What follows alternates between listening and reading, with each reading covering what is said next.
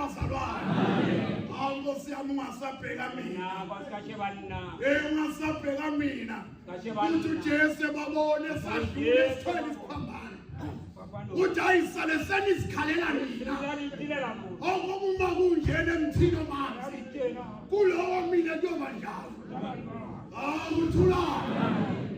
Uthula. Manje umoya wami uyathuka kakhulu. Moya wami uyathuka. Ngalo suku olukhulu kangaka. Amen. Bengithi ngibuka ngapha. Namhlanje anibheke. Thula bazalwane. Sabasenkonzweni eyinkinga abamasango. Ehlukanisa izinto. Kunilanga labagulayo, elamathwasa, elomgidi. Kodwa uyezwa namhlanje ukuthi hayi manje iphasika. Uthula. Uthula. Usalaleni imhlabelelo yakhona. Uyezwa ukuthi hayi manje iphasika. Uzwe netilongo lakhona. Uyezwa ukuthi hayi manje iphasika.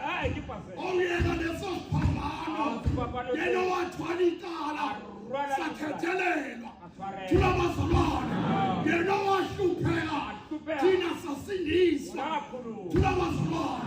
Abanga into encane. Ngenxa yesiphambano. Sibonga lelo kunya namandla. Elanikho baba Masango. Sibonga lelo kunya namandla. Hallelujah. Amen. Awube khona amen. Amen. Uthi wezekia. Umesekhuluma uNkulunkulu. Uthi indodana yomuntu. Amathamba asengakhona. Uthi wezekia Nkosi angazi. Uma nje ungamnika indawo yokubambelela.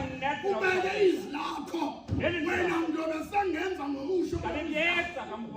Awabusho umprofeti oyiprofeti bona. uNkulunkulu ehlala naye ekhuluma naye. Kodwa uthi Nkosi bengivume. Wena wabeka indawo yokubambelela. Yes. Amen. Hallelujah. Oh, nathi sibonga ungena. Ephasikeni. Lalela uthini uHezekiya. Uthi mathambo. Nina lalela mlalizi. Oh, kuthula. Oh, nawe lalela izwi lakho. Salusudlula kulophambi kwakho. Ungasamnaka nanaye. Ungasambheka nanaye. Kodwa lalela nalizwi. Esihlangene ngalo namhlanje. Ngoba sihlangene ngomuntu esingakaze simbone. Kodwa imisebenzi ebonakalayo. Hallelujah. Amen. Wathi namhlanje mama ebheka indodana. Indodana ebheka unyoko. Amen. Amen. Uthi lalela kahle. uJesu ngathi khona inkonzo yenza. Ngazi ukuthi kuyindodana noma. Khona lento yakhayo. Kuthula. Kuyindodana noma. Ngazi ukuthi khona lento ayishiyayo. Uthi mama ebheka indodana. Indodana ebheka umama. Hallelujah. Sibonga lelo gunya labaMasango. Uthi uJesu. Uthi bebiza abafundi bakhe. Uthi namhlanje nginika amandla. Nginika igunya. Lapho niyofika khona. Uthi niyokhipha amadimoni. Uthi benibiza leli gama. Kuyaphila abantu. Uthi labazalwane. Hey ngaba sikho la. Ukuba uMasango. Akanikwanga leli gunya. Waqoka igunya namandla. Walembatha. Hallelujah. Amen. Amen. Oh, amen. Amen. Hallelujah. Lalela uJesu. Uma uJohane namhlanje. Ibhalwe kahle leli izwi lesithathu. Ngoba lafakazi uJohane. uJohane ubonile izinto eziningi. ngoJesu wakhuluma futhi ngazo. Wasibona ezinye zenza. Awuthula. Uthi uJohane uyeza. Lo yena uzakumpaphatisa. Anipaphatise ngamanzi. Anipaphatise ngomoya. Anipaphatise ngomlilo. Uthi labazalwane.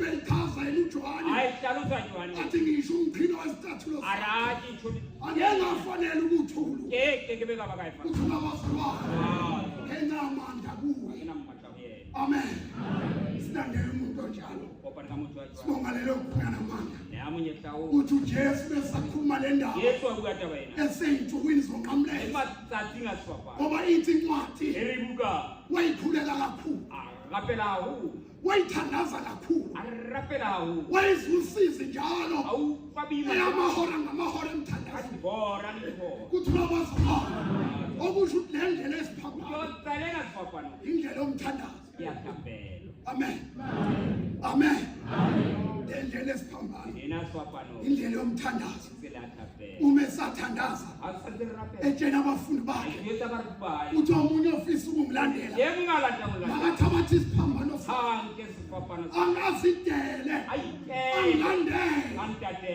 kuthi abazalwane okusho ukulandela kuvunyelwe wonke umuntu latelo lumethike mungu okube nawe ungathabatha wena isiphambano ukangana sifapano nawe unesakho wena nami ngimi la nginesakho nalimona ngeminalisa lesi siphambano usithwala sinda papano usithwale silula thola silibele usithwale ngathi kunyukela karo hanye ngoba sekwehlela kakhulu siwa wena hahulu kuthi abazalwane somlandi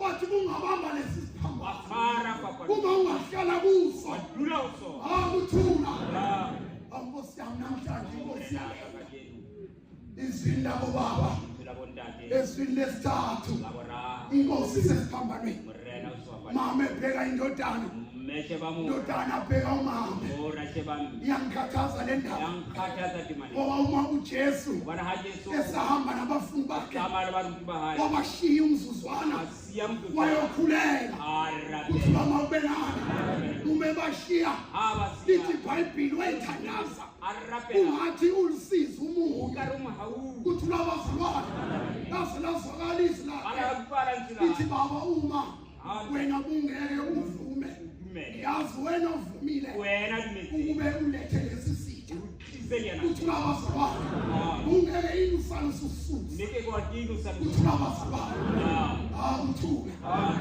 ukuze abafundi uthi abantu bathi ngingubani mama ebheka indodana indodana abheka umama ukuze abafundi bakhe kuthi abantu la inyanga bathi ngubani baphendula abanye bathi hayi babona uKristu abanye bathi hayi wena umprofiti abanye bathi hayi omunye wabaprofiti abadala ovusile kuthi abazalwane awuthula kodwa usethi kubona-ke thulani ningatsheli bantu leswela noma ekhazimuliswe entabeni ehamba nabo bebona izimo zengelosi bathi kwakhiwa mathodo kodwa yena uthi thulani ningatsheli bantu thula abazalwane awuthula ngiyababongela laba abathi bebebona izimangaliso babona nezinto ayizenza babone uKristu ngiyababongela laba